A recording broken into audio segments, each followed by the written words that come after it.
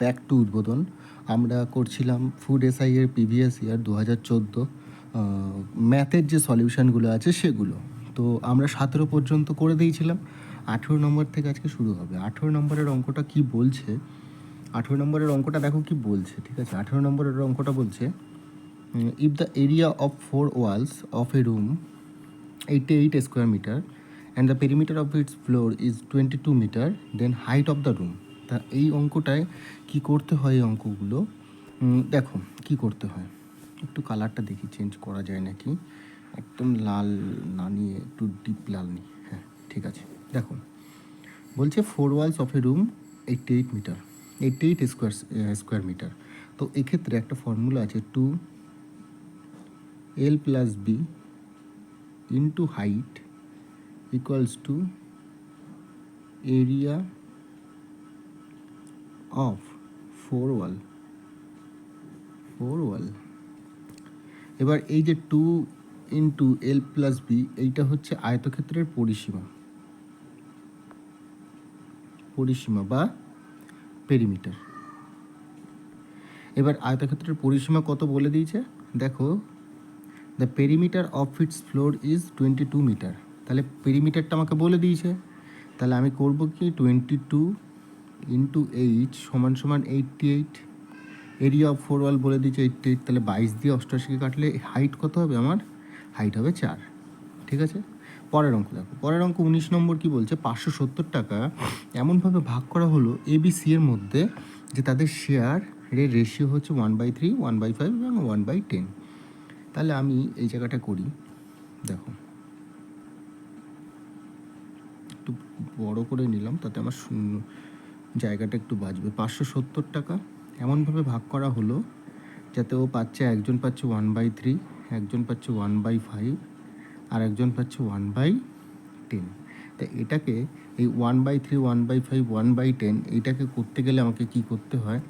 এই 3, এই 5 আর এই 10, এই তিনটেরই এলসিএম নিতে হবে। তো এই তিনটের এলসিএম কত হবে? 30 এলসিএম আমি বলতে পারি। তো 30 করলে এটা হবে 10:2, এটা হবে 6:2, এটা হবে 3। আর একটাভাবে করা যায়, এই 30 তুমি সবার সাথে গুণ করে দাও, 1/3 ইন্টু 30, তাহলেও হবে, কোনো অসুবিধা নেই।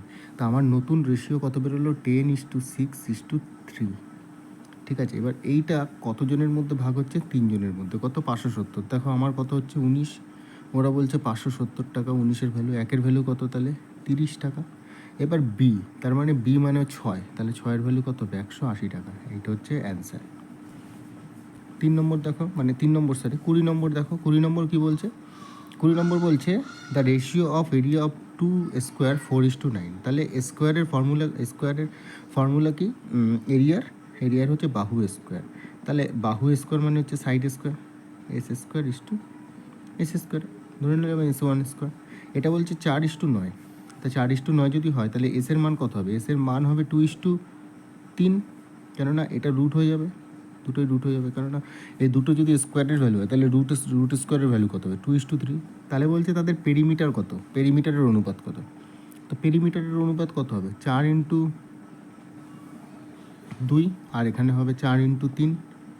তা 4 যদি কাটলো, এটা অনুপাত হচ্ছে 2:3। এই হচ্ছে অ্যান্সার।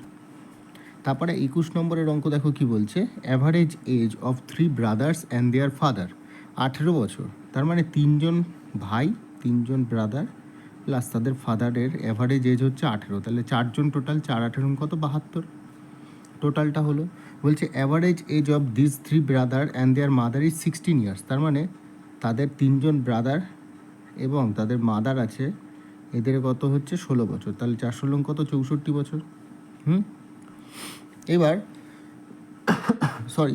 এবার বলছে মায়ের যে বয়স সেটা হচ্ছে 34। তাহলে মায়ের বয়স যদি 34 হয়, এইখানে 3জন ব্রাদার আছে, 3জন ব্রাদার আর মায়ের বয়স মিলে তো 64। তাহলে মায়ের বয়স যদি 34 হয়, ব্রাদারদের বয়স কত? টোটাল 3জন ভাইয়ের মোট বয়স হচ্ছে 30। এবার 3জন ভাই তো ভাই এখানেও ছিল, মানে বলতে চাইছি 3জন ভাই তো এখানেও ছিল। 3জন ভাই যদি এখানে হয় 30, তাহলে বাবাও এখানে ছিল, বাবার বয়স হবে কত? 42 বছর। এই হচ্ছে অ্যান্সার। 22 নম্বর অঙ্কটা দেখো কি বলছে, the average of least and greatest prime number of 2 digit. তা প্রাইম নাম্বারের ক্ষেত্রে কোনো ফর্মুলা কিন্তু কাজ করে না, ঠিক আছে। প্রাইম নাম্বার নর্মালি বার করতে হবে প্রথম মানে দুই সংখ্যার সব থেকে ছোটো এবং সব থেকে বড়ো প্রাইম নাম্বারের অ্যাভারেজ কত। তা দুই সংখ্যার সব থেকে ছোটো প্রাইম নাম্বার হচ্ছে 11। দুই সংখ্যার সব থেকে ছোটো প্রাইম নাম্বার হচ্ছে 11। প্রাইম নাম্বার মানে হচ্ছে এমন একটা সংখ্যা যেটাকে সেই সংখ্যা এবং এক দ্বারা ভাগ করা যায়, আর কাউকে ভাগ করা যায় না, আর কোনো সংখ্যা দিয়ে ভাগ করা যায় না।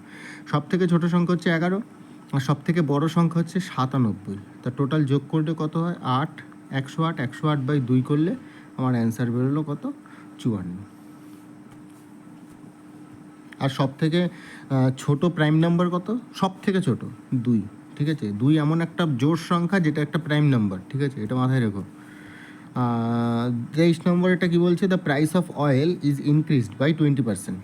তার মানে আমার দাম বেড়ে গেল, তেলের দাম বেড়ে গেল, তেলের দাম বেড়ে গেল 20%। আগে 100 টাকা থাকলে এখন হয়ে গেল 120 টাকা।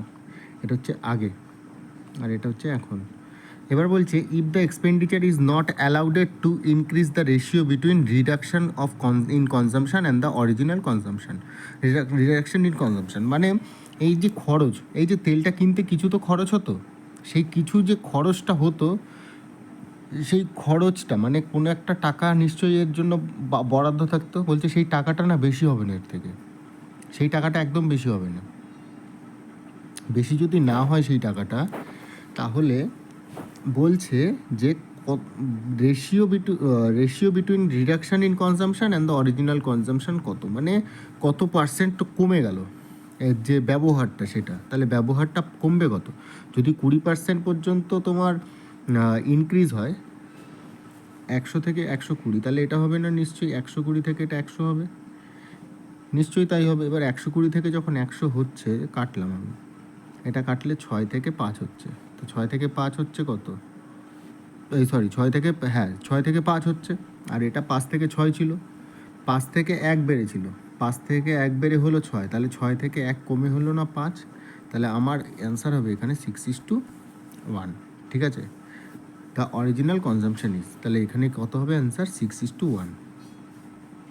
আর এটা এরকমভাবেও করা যেতে পারতো, 20%-এর মানে হচ্ছে 20% বেড়ে গেল, 20%-এর মানে হচ্ছে 1/5, তাহলে 5 থেকে হলো 6, তাহলে 6 থেকে 5 হবে। এবার দেখো বলছে ratio between the reduction in consumption and the original consumption, মানে আগে কত ছিল আর রিডাকশান কত হলো কনজামশান। তাহলে আগে কনজামশান নিশ্চয়ই আমার এইটা ছিল 6, আর এখন বেড়ে কমে কত হলো 5। তাহলে আগে যদি প্রথমে তোমার দেখো দাম, ভালোভাবে দেখো অঙ্কটা, প্রথমে দাম ছিল আমার 100 টাকা, দাম থেকে বেড়ে হয়ে গেল কত? 120 টাকা, মানে 5 টাকার পরে আরও 1 টাকা বাড়লো, 5 টাকার পরে আরও 1 টাকা বাড়লো। তা এই ক্ষেত্রে আমার যে ওই ইউজেসটা আছে, মানে কোনো একটা তেল যদি আমি কিনছি, এটা তো দাম, আর আমার একটা পরিমাণ নিশ্চয়ই আছে, তা দামের সাথে পরিমাণ যখন গুণ করব তখনই তো আমার টোটাল এক্সপেন্ডিচারটা বেরোবে। তা 5 থেকে আমার যখন 6 হলো, তাহলে নিশ্চয়ই এটা 6 থেকে 5 হবে। এবার এরা শুধু অ্যাকচুয়ালটা চাইছে, যার জন্য এটা 6:1 হলো। 24 নম্বর অঙ্ক, দেখো পরের অঙ্কটা।